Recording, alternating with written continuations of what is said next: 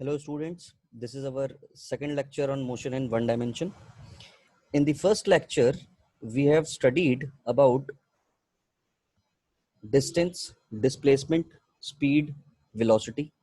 There were several type of speed and velocity, and speed were uniform speed, non-uniform speed, non-uniform speed. Third one was average speed, and next was instantaneous speed. As I had already told you, that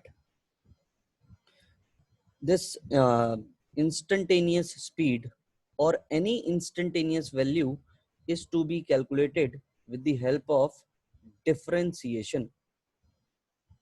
So the formula to determine instantaneous speed or velocity, instantaneous speed or velocity will be v is equal to dx by dt. If it is speed, that is x will be distance, and if it is velocity, x will be displacement.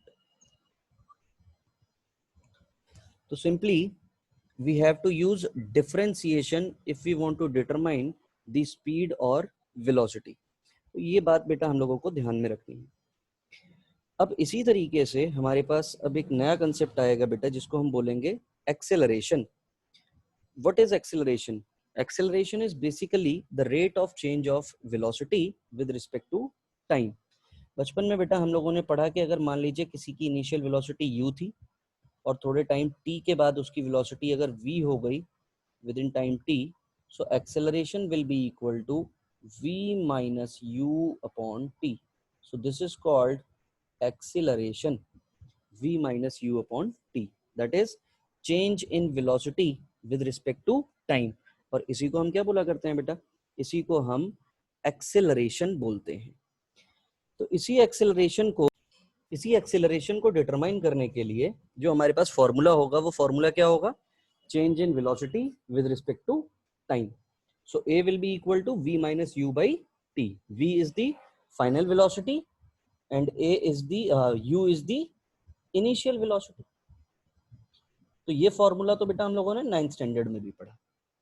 अब बात आती है types of acceleration की. तो types of acceleration की अगर हम बात करें तो there are basically 4 types of acceleration. First one is uniform acceleration. Uniform acceleration का क्या मतलब है बेटा? कि अगर मान लीजिए कोई एक बॉडी है जो बॉडी मूव कर रही है, इनिशियली सपोज उसकी वेलोसिटी है 0, 10 सेकंड के बाद उसकी वेलोसिटी हो जाती है 10 मीटर पर सेकंड, फिर और 10 सेकंड के बाद उसकी वेलोसिटी हो जाती है 20 मीटर पर सेकंड, और 10 सेकंड के बाद इसकी वेलोसिटी हो जाती है 30 मीटर पर सेकंड, और 10 सेकंड्स के बाद इसकी वेलोसिटी हो जाती है 40 मीटर पर सेकंड. तो जो यहाँ पर आपको एक पर्टिकुलर टाइम ड्यूरेशन में ये 10 सेकंड में जो आपको चेंज मिल रहा है वो कितने का मिल रहा है? 10 मीटर पर सेकंड का. यहाँ पर अगली 10 सेकंड में जो चेंज मिल रहा है वो कितने का मिल रहा है?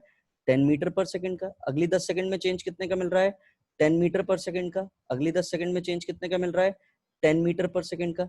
तो हमें जो भी वेलोसिटी में चेंज मिल रहा है बेटा, वो वेलोसिटी में हमें क्या मिल रहा है? इक्वल अमाउंट का चेंज मिल रहा है. तो इस तरीके के मोशन को हम बोलते हैं, this motion is basically uniformly accelerated motion.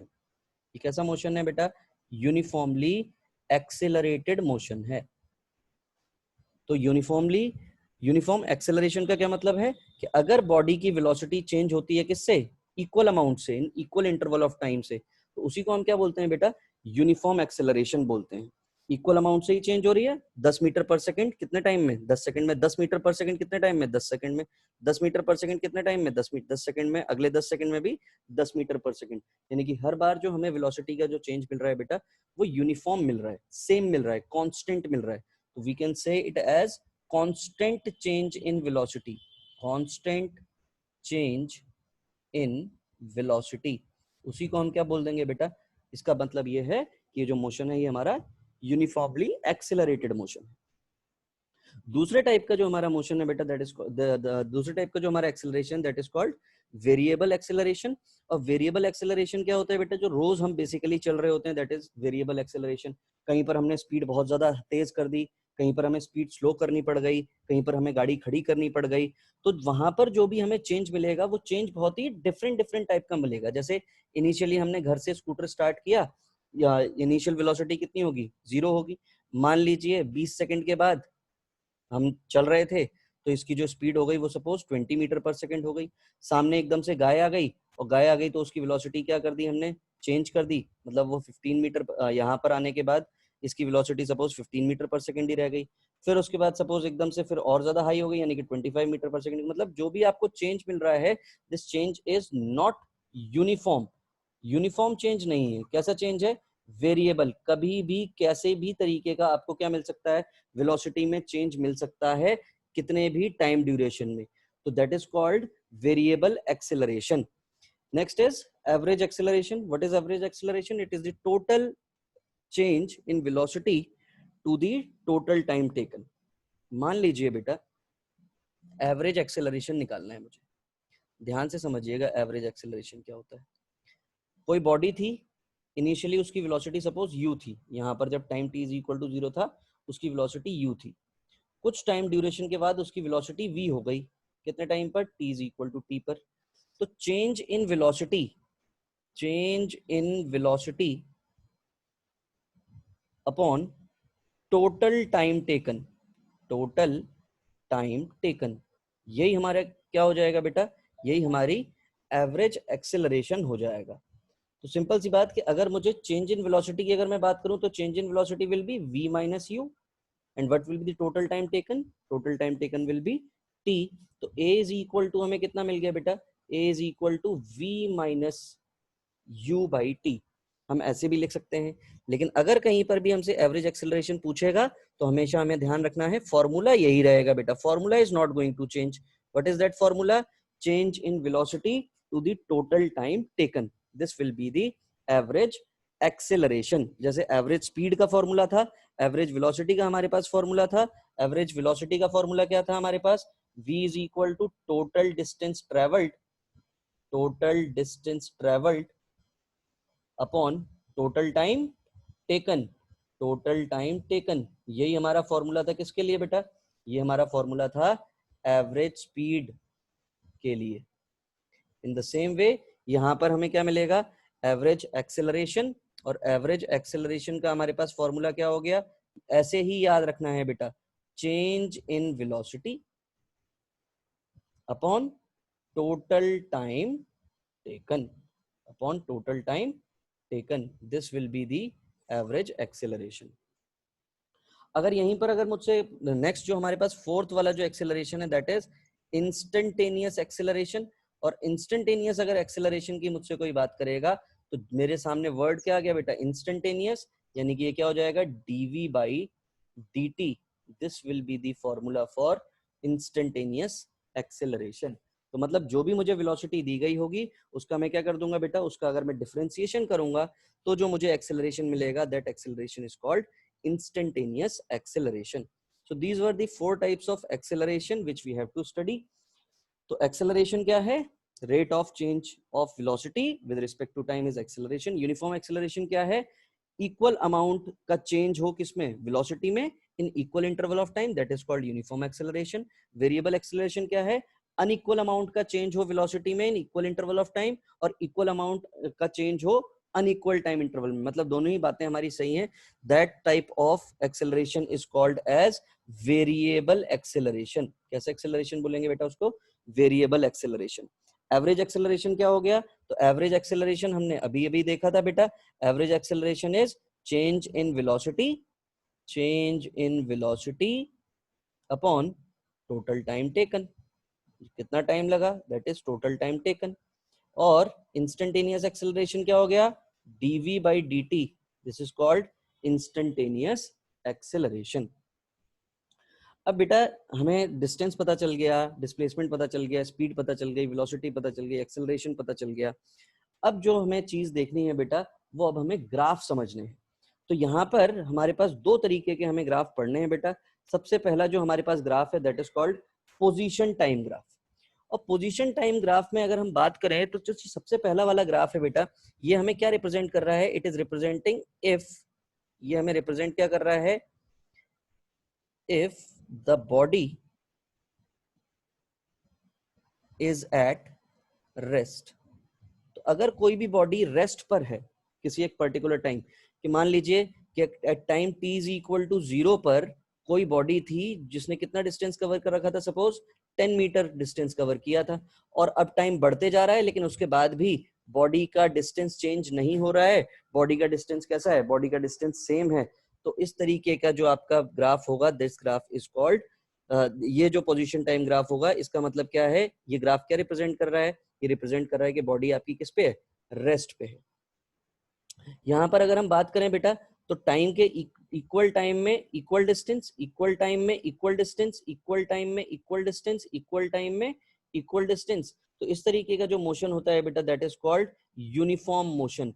यानी कि यहाँ पर क्या हो रहा है? Equal distance in equal interval of time cover हो रहा है। Equal distance in equal interval of time, equal interval of time. यहां पर ये वाला जो ग्राफ है, यहां पर हमें अनइक्वल डिस्टेंस मिल रही है in equal interval of time. तो अगर ये हमें अनइक्वल डिस्टेंस मिल रही है तो यानी कि एक ऐसा मोशन हो गया बेटा, नॉन यूनिफॉर्म मोशन हो गया। This is non uniform motion. और अगर ये नॉन यूनिफॉर्म मोशन है तो इसका क्या मतलब है? यहाँ पर क्या है? आपको अनइक्वल डिस्टेंस मिल रही है बेटा, unequal distance in equal interval of time, in equal interval of time. तो इस तरीके का जो ये ग्राफ होगा बेटा, ये ग्राफ आपका नॉन यूनिफॉर्म मोशन के लिए हो सकता है। ये नॉन यूनिफॉर्म मोशन के लिए जरूरी नहीं है कि इसी तरीके का ग्राफ हो, नॉन यूनिफॉर्म मोशन के लिए ग्राफ आपका ऐसा भी हो सकता है। ठीक, अब हम कुछ डिस्कशन करने की कोशिश करते हैं बेटा कि ये तो हमने डिस्टेंस और टाइम के बीच में ग्राफ बनाया। अगर मैं यहाँ पर कोई ग्राफ ऐसा बनाऊं, कैसा कि मैंने क्या काम किया? मैंने ग्राफ बनाया, फॉर एग्जाम्पल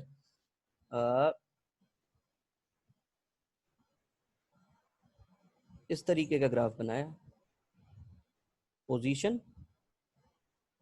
और ये क्या है? टाइम। तो क्या ये ग्राफ पॉसिबल है? This graph is not possible. This graph is not possible. क्यों नहीं पॉसिबल है बेटा? Because time can never be negative. Time क्या नहीं हो सकता? नेगेटिव नहीं हो सकता। एक और अगर मैं ग्राफ बनाने की कोशिश करूं तो यहां पर अगर मैंने ये ग्राफ कुछ ऐसे बना दिया, तो this is position and this is time. क्या ये ग्राफ पॉसिबल है? My answer is no, because what this graph is indicating, that at a particular time the body is at two positions, which is not possible. कोई भी body एक ही time पर दो position पर नहीं हो सकती। So this is not possible because the body cannot exist at two positions at the same time। एक ही टाइम पर दो पोजीशन पर बॉडी नहीं हो सकती। अच्छा, ये ग्राफ पॉसिबल है if this is displacement and this is time. Obviously this is possible. क्यों पॉसिबल है बेटा? Because displacement can be negative. Displacement आपका कैसा हो सकता है? नेगेटिव हो सकता है।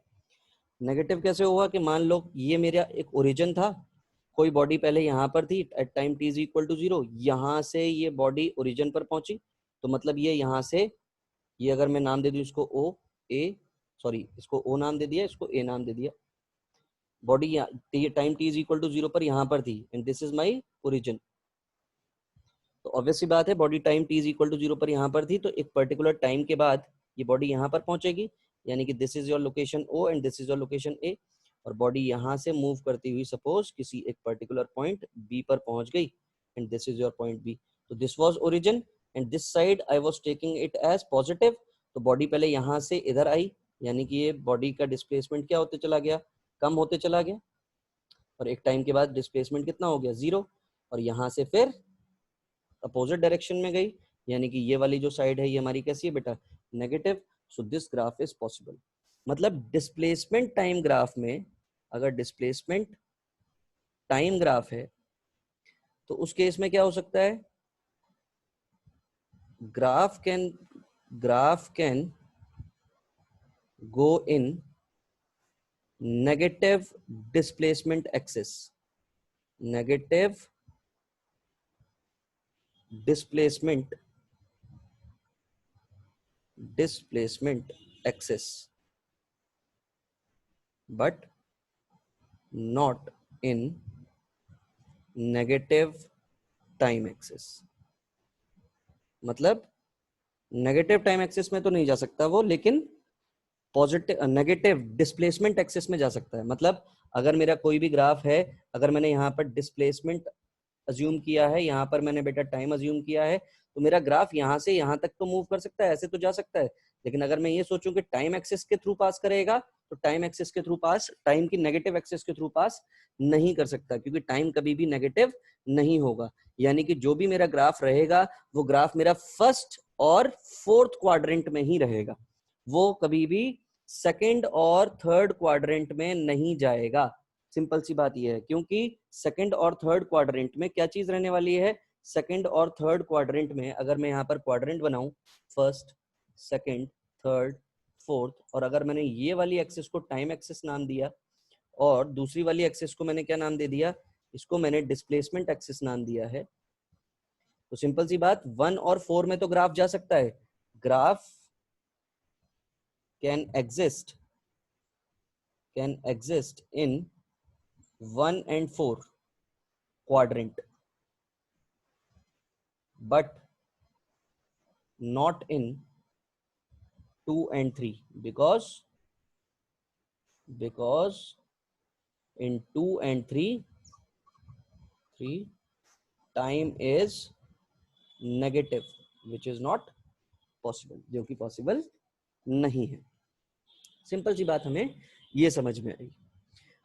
नेक्स्ट अगर हम बात करें बेटा इस ग्राफ की इंपॉर्टेंस की, कि पोजीशन टाइम ग्राफ से हमें मिलेगा क्या, तो अगर हम यहाँ पर इंपॉर्टेंस की बात करें तो इस इंपॉर्टेंस को हम थोड़े टाइम में देखेंगे अभी, या फिर यहीं देख लेते हैं कि अगर डिस्टेंस टाइम ग्राफ की अगर हम बात करें तो the slope of displacement time graph हमें हमेशा क्या देगी बेटा, will give velocity, because dx by dt, तो dx by dt स्लोप होता है, मतलब x और t के बीच में अगर मैं ग्राफ बनाऊंगा तो वो मुझे क्या देगी बेटा, वेलोसिटी देगी, क्योंकि तभी हम क्या लिख पाएंगे उसको, dx by dt लिख पाएंगे। बेटा याद है हमने एक इस तरीके से ग्राफ बनाया था और इस ग्राफ में हमें स्लोप निकालनी थी, तो ये हमारा नीचे क्या हुआ करता था, ये हमारा dx हुआ करता था और ये हमारा dv मान लेते थे, dx मान लेते थे इसको। तो ये x है तभी तो इसको dx माना, और ये टाइम हमारा t है तभी तो इसको हमने dt माना, तो dx by dt ये मुझे क्या देगा बेटा, वेलोसिटी देगा। मतलब ये कि डिस्प्लेसमेंट टाइम ग्राफ की जो स्लोप होगी, जब कभी भी हम स्लोप निकालेंगे किसकी, डिस्टेंस टाइम ग्राफ की, तो वो हमेशा हमें क्या देगी बेटा, वेलोसिटी देगी। नेक्स्ट चलते हैं बेटा अगले ग्राफ की तरफ, and that is velocity time graph. यहाँ पर अगर मैं सबसे पहले वाले ग्राफ को देखूं बेटा, तो ये ग्राफ मुझे क्या रिप्रेजेंट कर रहा है, यहाँ पर वेलोसिटी मुझे 0 दिखाई दे रही है कि किसी भी पर्टिकुलर टाइम पर वेलोसिटी 0 है। और अगर मेरी वेलोसिटी 0 है, इसका मतलब क्या है, बॉडी किसमें है बेटा, बॉडी इज एट रेस्ट पर है बॉडी। सिंपल सी बात। यहाँ पर हर टाइम ड्यूरेशन में मुझे क्या दिखाई दे रहा है बेटा, हर टाइम ड्यूरेशन में मुझे ये दिखाई दे रहा है कि वेलोसिटी कैसी है, वेलोसिटी इज कांस्टेंट, यानी कि एक ऐसा मोशन हो गया बेटा, यूनिफॉर्म मोशन है। तो यूनिफॉर्म मोशन के केस में हमेशा हमारी वेलोसिटी क्या रहेगी बेटा, velocity will remain constant. Velocity हमारी कैसी रहेगी, कांस्टेंट। यहाँ पर देखो एक पर्टिकुलर टाइम ड्यूरेशन के बाद एक पर्टिकुलर वेलोसिटी, इक्वल वेलोसिटी मिलते जा रही है हमें। यानी कि ये जो ग्राफ है बेटा, this velocity time graph is for uniformly accelerated motion. कैसे मोशन के लिए होगा ये? Uniformly accelerated motion. और हमने यूनिफॉर्मली एक्सेलरेटेड मोशन का मतलब समझ लिया बेटा, जहां कहीं पर भी equal change in velocity in equal interval of time होता है। ये देखो, अगर मान लो मैं इसको 5, 10, 15 नाम दे दूं और यहाँ पर इसको 20, 30, 40 नाम दे दूं, तो ऑब्वियस सी बात है हर एक टाइम ड्यूरेशन में इस 5 सेकंड में 10 का वेरिएशन, अगले 5 सेकंड में 10 का वेरिएशन, अगले 5 सेकंड में 10 का वेरिएशन। तो हमें ये चीज हमें दिखाई दे रही है, यानी कि ये जो ग्राफ है, ये ग्राफ किसके लिए है? यूनिफॉर्मली एक्सेलरेटेड मोशन के लिए ये ग्राफ है। यहाँ पर अगर हम देखेंगे बेटा, तो वेलोसिटी और टाइम हमारा क्या होते जा रहा है? चेंज होते जा रहा है। वेलोसिटी टाइम नॉन यूनिफॉर्म है, यानी कि ये जो है, इसका मतलब ये है कि ये ग्राफ किसके लिए है बेटा? Variable accelerated motion. मतलब यहाँ पर कभी भी कोई भी एक्सेलरेशन हो सकता है। मतलब रियलिटी में जो हमारा मोशन होता है बेटा रोड के ऊपर, वो हमारा मोशन वेरिएबल एक्सेलरेटेड मोशन ही होता है, जहां पर मेरी वेलोसिटी कई बार थोड़े से टाइम ड्यूरेशन बहुत ज्यादा बढ़ जाती है, कई बार बहुत ज्यादा टाइम ड्यूरेशन में भी बहुत कम स्पीड होती है, depending on the traffic on the road. उसके अकॉर्डिंग हमारी वेलोसिटी क्या हो रही होती है बेटा? चेंज हो रही होती है। तो यहाँ पर जो ये वेलोसिटी टाइम ग्राफ है बेटा, इस वेलोसिटी टाइम ग्राफ की सबसे खास बात क्या है? तो दो सिग्निफिकेंस हैं वेलोसिटी टाइम ग्राफ के। सबसे पहला significance, slope of velocity time graph gives acceleration. कैसे? dv by dt। तो ये देखो, जब कभी भी हम dv बाई dt या कोई भी डिफरेंशिएशन का एक्सप्रेशन लिखेंगे बेटा, तो वहां पर जो भी वेरिएबल न्यूमरेटर और डिनोमिनेटर में होंगे, उनके बीच में अगर हम ग्राफ बनाते हैं, तो वो जो भी हमें नई क्वांटिटी मिलेगी वो उन ग्राफ की स्लोप से मिलेगी हमें। तो dv बाई dt मतलब एक्सेलरेशन होता है, तो dv बाई dt मतलब वेलोसिटी टाइम ग्राफ अगर मैं बनाऊंगा, तो वेलोसिटी टाइम ग्राफ की स्लोप मुझे क्या देगी? एक्सेलरेशन देगी। दूसरी इंपॉर्टेंट बात, एंड द मोस्ट इंपॉर्टेंट बात इज एरिया अंडर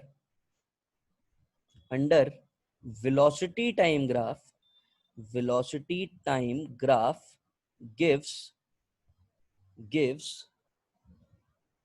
distance और displacement। ये हमें डिस्टेंस भी बता सकता है बेटा और डिस्प्लेसमेंट भी बता सकता है। तो हमें ये दोनों ही बातें याद रखनी है कि वेलोसिटी टाइम ग्राफ की दो एप्लीकेशंस हैं, कि अगर मैंने कहीं पर भी किसी भी मोशन का अगर मैं वेलोसिटी टाइम ग्राफ बना पाऊंगा बेटा, इसका मतलब ये है कि वहां पर जो भी ग्राफ मिलेगा मुझे, उन दोनों फिजिकल क्वांटिटीज के बीच में, वेलोसिटी और टाइम के बीच में जो भी ग्राफ मिलेगा, उसकी स्लोप से मैं एक्सेलरेशन बता पाऊंगा। और अगर उसका वेलोसिटी टाइम ग्राफ का अगर मैं एरिया निकाल लूंगा, तो उस एरिया से मुझे क्या मिलेगा बेटा? डिस्टेंस और डिस्प्लेसमेंट मिलेगा। तो ये तीन बातें आपको ध्यान रखनी है। पहली बात तो ये, क्या क्या बात याद रखनी है? Number first, slope of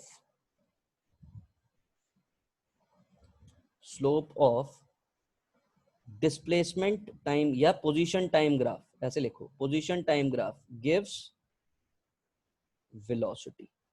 very important. और फॉर्मूला क्या है? ऐसे ही याद रखना है बेटा, dx by dt। Second important बात, स्लोप ऑफ वीटी ग्राफ। अगर कहीं पर भी होगा वीटी ग्राफ होगा और वहां पर अगर आप स्लोप निकालेंगे बेटा, तो वो आपको क्या दे देगा? एक्सेलरेशन। और a इज इक्वल टू क्या मिलेगा आपको? dv बाई dt मिलेगा। तीसरी इंपॉर्टेंट बात, area under VT graph gives distance और डिस्प्लेसमेंट। आपको डिस्टेंस या फिर डिस्प्लेसमेंट मिलेगा किसके अंडर? वेलोसिटी टाइम ग्राफ अगर आप बनाते हैं, तो उसका अगर आप एरिया फाइंड करेंगे, तो वो आपको क्या देगा बेटा? डिस्टेंस और डिस्प्लेसमेंट देगा। तो हमें इतनी बातें पता होनी चाहिए। तो सिंपल सी बात ये कि यूनिफॉर्म मोशन तो हमें पता है। यूनिफॉर्म मोशन का मतलब क्या है? यूनिफॉर्म मोशन का मतलब है जहां पर स्पीड में, वेलोसिटी में चेंज ना हो। और जहां कहीं पर भी वेलोसिटी में चेंज नहीं होगा, वेलोसिटी में चेंज नहीं है मतलब एक्सेलरेशन क्या है बेटा? जीरो है। तो अगर मैं यहाँ पर एक बात करूं, यूनिफॉर्म मोशन की कुछ डिस्कशन करूं, तो यूनिफॉर्म मोशन की बेसिक डेफिनेशन तो हमें पता है। क्या डेफिनेशन है? इक्वल, क्या equal distance in equal interval of time, in equal interval of time. अगर ऐसी कहानी है तो वो कैसा मोशन है? यूनिफॉर्म मोशन है। तो यूनिफॉर्म मोशन को हम मैथमेटिकली जरा समझने की कोशिश करते हैं। तो यूनिफॉर्म मोशन के केस में मुझे क्या बात समझ में आई? सबसे इंपॉर्टेंट बात ये समझ में आई कि जब कभी भी यूनिफॉर्म मोशन होगा तो यूनिफॉर्म मोशन के केस में वेलोसिटी कैसी रहने वाली है? वेलोसिटी कांस्टेंट रहने वाली है। वेलोसिटी विल रिमेन कांस्टेंट, सबसे इंपॉर्टेंट बात। दूसरी इंपॉर्टेंट बात जो बेटा मुझे समझ में आई वो ये समझ में आई कि एक्सेलरेशन नहीं होगा, एक्सेलरेशन विल बी जीरो। तो सिंपल सी बात, जहां कहीं पर भी वेलोसिटी आपकी कांस्टेंट है और एक्सेलरेशन जहां पर जीरो है, वेलोसिटी कांस्टेंट मतलब कि मैंने अपनी बाइक स्टार्ट करी है और बाइक स्टार्ट करके मैं उसको 30 किलोमीटर पर आवर की स्पीड से चला रहा हूं, तो 30 किलोमीटर पर आवर अभी भी 30 किलोमीटर पर आवर है, 10 मिनट के बाद भी 30 किलोमीटर पर आवर है। जिस भी टाइम ड्यूरेशन में मैं उस चीज को ऑब्जर्व कर रहा हूं बेटा, मुझे हर बार वेलोसिटी क्या मिल रही है? हर बार मुझे वेलोसिटी सेम मिल रही है। कितनी? 30 किलोमीटर पर आवर। और अगर मुझे ऐसी वेलोसिटी मिल रही है तो ऑब्वियस सी बात है, हमें सिंपल सी बात ये समझनी है कि वो मोशन कैसा है? वो मोशन हमारा यूनिफॉर्म मोशन है। क्लियर हो गई बेटा बात? तो सिंपल सी बात ये कि हमें वेलोसिटी कांस्टेंट मिलेगी और एक्सेलरेशन हमारा कितना होगा? जीरो। उस मोशन को हम क्या बोलेंगे? यूनिफॉर्म मोशन बोलेंगे। एक और इंपॉर्टेंट बात जो यहां पर निकल कर आती है बेटा यूनिफॉर्म मोशन के लिए, वो ये कि यहां पर एक ही फॉर्मूला होगा, that is speed is equal to distance upon time. Distance upon time, जब कभी भी यूनिफॉर्म मोशन होगा तो यही फॉर्मूले लगेंगे, या फिर velocity is equal to displacement upon time. इसके अलावा कोई दूसरा फॉर्मूला आपका यूनिफॉर्म मोशन के लिए एग्जिस्ट नहीं करता है। यानी कि सिंपल सी बात आप ये समझिए कि यूनिफॉर्म मोशन की जब भी बात होगी तो वहां पर आपका जो फॉर्मूला होगा that is speed is equal to distance upon time होगा और velocity is equal to displacement upon time ही होगा। इसके अलावा यूनिफॉर्म मोशन में कोई भी बेटा दूसरा फॉर्मूला एप्लीकेबल नहीं होता। एक और इंपॉर्टेंट बात वो ये कि भैया डिस्टेंस, स्पीड, ये दोनों ही कैसी क्वांटिटी हैं? स्केलर क्वांटिटी हैं। यहां पर आपको डायरेक्शन देखने की जरूरत नहीं है, लेकिन डिस्प्लेसमेंट, वेलोसिटी और ये एक्सेलरेशन जो है बेटा, all three are vector quantity. All three are vector quantity. और वेक्टर क्वांटिटीज क्या होती हैं बेटा? वेक्टर क्वांटिटीज आपने पढ़ी होंगी बेटा। वेक्टर क्वांटिटीज वो क्वांटिटी होती हैं those having magnitude as well as direction. इस डेफिनेशन को थोड़ा सा हम मॉडिफाई करेंगे बेटा जब हम वेक्टर्स पढ़ेंगे। तो अगर वो मॉडिफिकेशन अगर मैं यहां पर लिखूं as well as direction and also obeys the laws of vector addition, ये चीज आपने नहीं पढ़ी होगी बेटा 9th स्टैंडर्ड में कि it must also obey the laws of vector addition. तो अगर आपसे कोई भी पूछता है कि वेक्टर क्वांटिटीज क्या होती हैं, तो वेक्टर क्वांटिटीज वो क्वांटिटीज जिनके पास मैग्नीट्यूड होता है, डायरेक्शन होती है, और इसके साथ साथ उन्हें लॉज ऑफ वेक्टर एडिशन भी क्या करना पड़ेगा बेटा? फॉलो करना पड़ेगा। और स्केलर क्वांटिटीज वो होती हैं जिनके पास सिर्फ और सिर्फ ओनली क्या हो बेटा? मैग्नीट्यूड हो। ऐसी क्वांटिटीज को हम क्या बोलते हैं? ऐसी क्वांटिटीज को हम स्केलर क्वांटिटीज बोलते हैं। तो हमें स्केलर और वेक्टर में डिफरेंस समझ में आ गया कि स्केलर और वेक्टर क्वांटिटीज में क्या डिफरेंस है। अब हम बात करेंगे बेटा, तो यूनिफॉर्म मोशन की कहानी हमें समझ में आ गई। ये तीनों पॉइंट यूनिफॉर्म मोशन के बिल्कुल अच्छे से याद रखने हैं बेटा। इन तीनों पॉइंट्स को याद रखना है कि यूनिफॉर्म मोशन का मतलब है velocity constant, acceleration zero, and formula जो है वो सिर्फ और सिर्फ स्पीड अगर दी गई होगी कहीं पर, स्पीड और डिस्टेंस की बात करेंगे तो speed is equal to distance upon time, और कहीं पर भी अगर वेलोसिटी डिस्प्लेसमेंट की बात करेंगे तो velocity is equal to displacement upon time. यही हमारा फॉर्मूला रहेगा बेटा किसके लिए? यूनिफॉर्म मोशन के लिए। अब हमारे पास जो नेक्स्ट जो मोशन है जो हमें पढ़ना है that is uniformly accelerated motion, uniformly accelerated motion. तो यूनिफॉर्मली एक्सेलरेटेड मोशन हमें पहले ही पता चल गया था बेटा कि यूनिफॉर्मली एक्सेलरेटेड मोशन क्या है। यूनिफॉर्मली एक्सेलरेटेड मोशन मतलब जहां पर एक्सेलरेशन कांस्टेंट हो। मतलब अगर मैं इसको डिफाइन करने की कोशिश करूं तो equal change in velocity in equal interval of time, उसी को हम क्या बोलेंगे बेटा, यूनिफॉर्मली एक्सेलरेटेड मोशन बोलेंगे।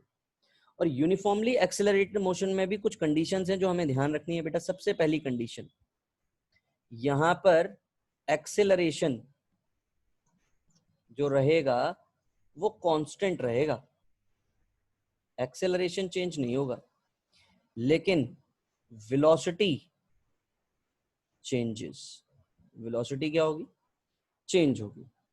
यहां पर जो हमारे पास फॉर्मूले रहा करते हैं बेटा, वो फॉर्मूले होते हैं हमारे पास v is equal to u plus a t, s is equal to u t plus half a t square, v square is equal to u square plus 2as, और एक और फॉर्मूला होता है जिसको हम बोलते हैं बेटा s n th is equal to u plus a by to,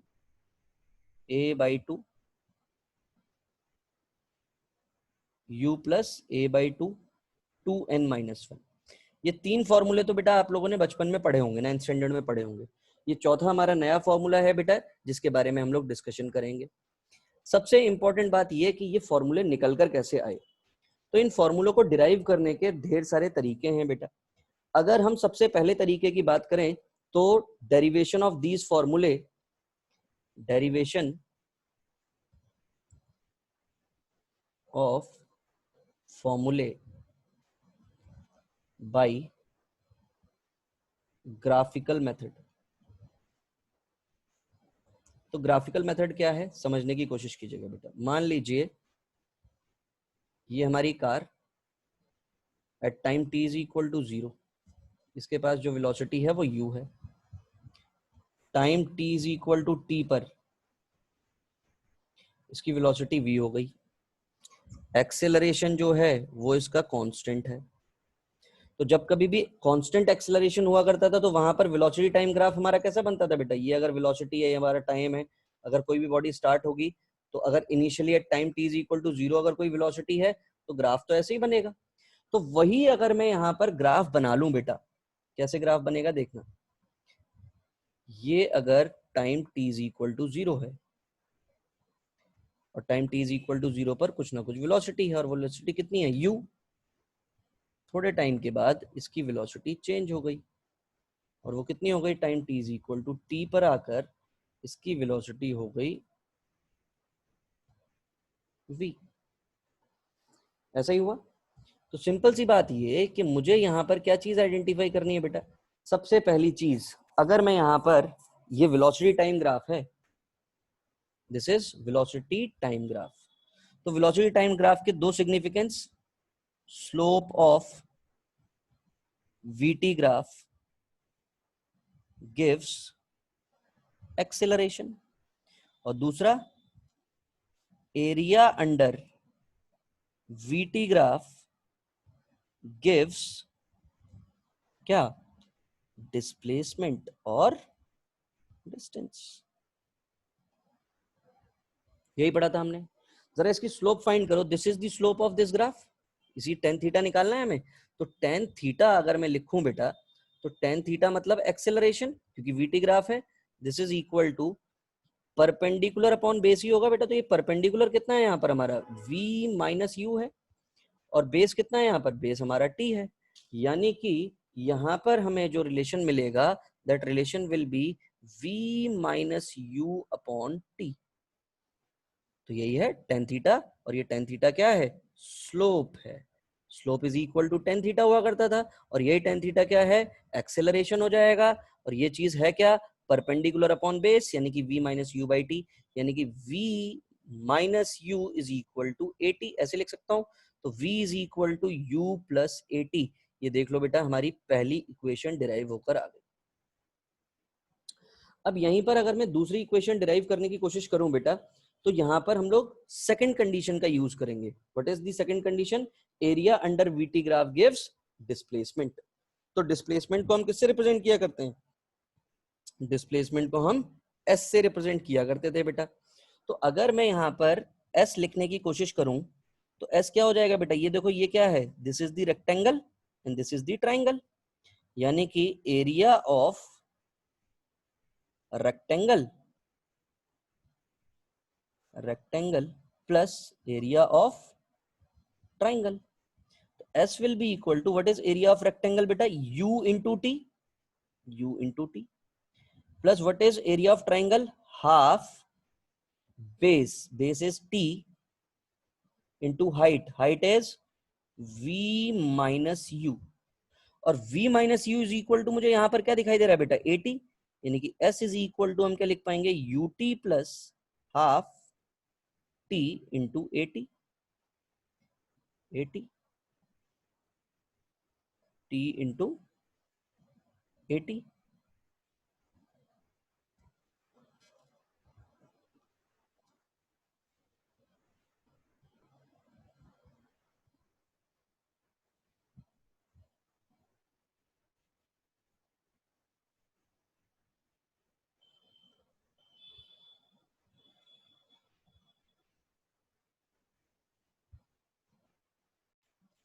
UT plus half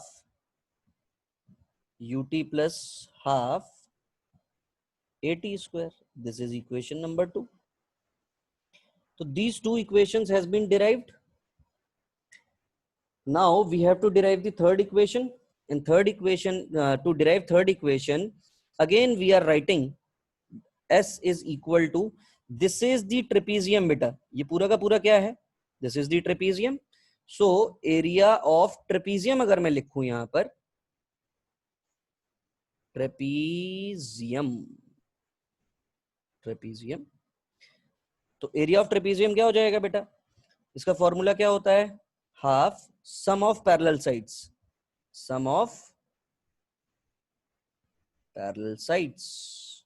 into height. ऐसे ही पढ़ा है हमने. तो what is the sum of parallel sides? ये वाली साइड है u और ये वाली साइड कितनी है? v. यानी कि u plus v. What is the height? This height is t, यानी कि इनटू t. तो इस t की जगह पर क्या मैं यहां वाले एक्सप्रेशन से v माइनस यू अपॉन ए लिख सकता हूं? तो v माइनस यू अपॉन ए अगर मैं लिख दूं तो this will be half v plus you. और इसकी जगह पर क्या लिख दिया बेटा? v माइनस यू अपॉन ए. ये किसके बराबर है? s. इसको जरा क्रॉस मल्टीप्लाई करो और ये क्या बन गया? a plus b, a minus b, यानी कि v square minus u square is equal to 2as.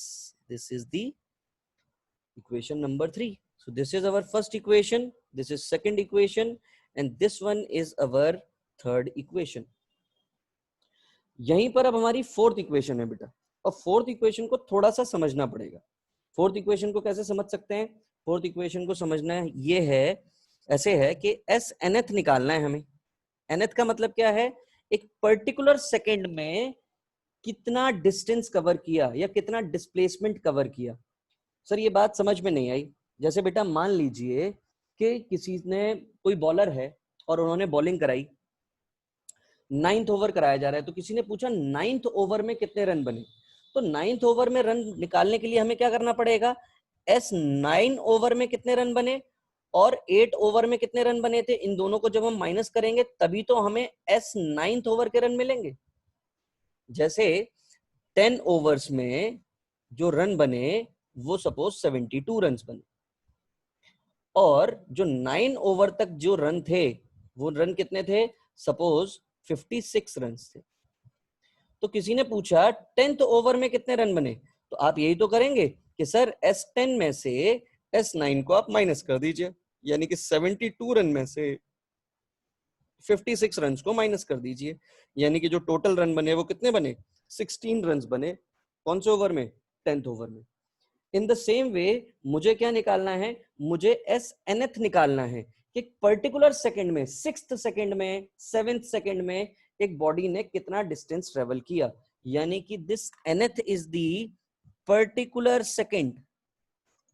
Particular second, एक पर्टिकुलर सेकेंड में, तो दिस एस nth को हम क्या बोल पाएंगे? Distance covered in a particular second, किसी एक पर्टिकुलर सेकेंड में कितना डिस्टेंस कवर हुआ, वो डिस्टेंस हमें निकालना है। तो उस डिस्टेंस को निकालने के लिए हम क्या कर सकते हैं बेटा? एस nth, बिल्कुल देखो, जैसे एस 10th निकालना था हमें, तो S10 में से S9 माइनस किया, 9th निकालना था तो 9 में से 8 माइनस किया, तो SNth निकालना है तो SN में से क्या करूं? SN-1, जस्ट उससे पहले वाले एक डिस्टेंस, जितना भी टाइम ड्यूरेशन में डिस्टेंस कवर किया उसको माइनस कर दूं। तो यानी कि SNth में कैसे लिख पाऊंगा? देखो बेटा, अब S is equal to formula क्या होता है? UT plus half AT square होता है। तो अगर मुझे SN चाहिए तो T की जगह पर N रखना पड़ेगा, यानी कि हाफ AN स्क्वायर। और अगर मुझे SN-1 चाहिए तो T की जगह क्या रखना पड़ेगा? N-1 प्लस हाफ AN-1 का होल स्क्वायर, ऐसे ही लिखना पड़ेगा। इन्हीं दोनों वैल्यूज को अगर मैं यहाँ प्लेस कर दूं तो this will B UN plus half AN square minus ये कितना हो जाएगा? UN-1 प्लस हाफ AN-1 का होल स्क्वायर। तो एस nth जब मैं यहां से सॉल्व करूंगा तो ये देखो कितना मिलेगा? UN plus half AN square minus UN minus U plus half AN square plus 1 minus of 2N। आप इसको सॉल्व करेंगे तो देखो UN से ये UN कैंसिल हो जाएगा बेटा, हाफ AN स्क्वायर से ये हाफ AN स्क्वायर कैंसिल हो जाएगा, ये वाला टर्म कैंसिल हो जाएगा। तो बाकी जो भी बची हुई टर्म है बेटा that is U plus half A1 minus of 2N, ये माइनस साइन है यहाँ पे, इसको अंदर लेकर जाएंगे तो ये क्या हो जाएगा? U प्लस ये हो जाएगा 2N-1 और बाहर क्या आ जाएगा? A/2। तो ये हमें क्या दे देगा? अगर मुझे किसी भी पर्टिकुलर सेकंड की अगर मुझे डिस्टेंस निकालनी होगी कि उस पर्टिकुलर सेकंड में कितना डिस्टेंस कवर हुआ है, तो उसके लिए मेरे पास फॉर्मूला आ गया U plus A/2 2N-1 where N is particular second. जो भी हमारी पर्टिकुलर सेकंड होगी बेटा उसकी बात करेंगे कि 10th सेकंड में कितना डिस्टेंस कवर किया, 15th सेकंड में कितना डिस्टेंस कवर किया। इस तरीके की जब भी बात होगी तो उसके लिए हमें क्या करना पड़ेगा? हमें SNth यूज करना पड़ेगा। जैसे अगर मान लीजिए स्कूल में अगर कोई बोलता है all 12 classes have to come to the ground, तो मतलब सारी की सारी पूरी 1 से लेकर 12th स्टैंडर्ड तक की सारी क्लासेस ग्राउंड में जाएंगी। If somebody says 12th class will come to the ground, तो यानी कि वो एक पर्टिकुलर क्लास ही जाएगी बेटा बाहर। In the same way if somebody ask me the distance traveled in 10 second, तो उसके लिए मेरे पास जो फॉर्मूला होगा बेटा वो फॉर्मूला होगा S is equal to UT plus half AT square. And if somebody ask me what is the distance travel in 10th second, तो उसके लिए जो मेरे पास फॉर्मूला होगा बेटा that will be U plus A/2 2N-1। तो ये दोनों फॉर्मूले आपको अलग अलग ध्यान रखने हैं, दोनों की अपने आप में अपनी खुद की एक इंपॉर्टेंस है। तो ये हमने ग्राफिकल मेथड से बेटा हमने पहली, दूसरी, तीसरी और चौथी इक्वेशन जो आपके लिए नई है, इन चारों के डेरिवेशन हम लोगों ने ग्राफिकल मेथड से करने की कोशिश की और हमने फाइंड कर भी लिया। हमें पता चल गया कि किस तरीके से हम इस चीज को आइडेंटिफाई कर सकते हैं। In the next video we learn कि हम इन्हीं का डेरिवेशन हम कैलकुलस मेथड से कैसे कर सकते हैं बेटा, that will study in the next lecture. Thank you so much for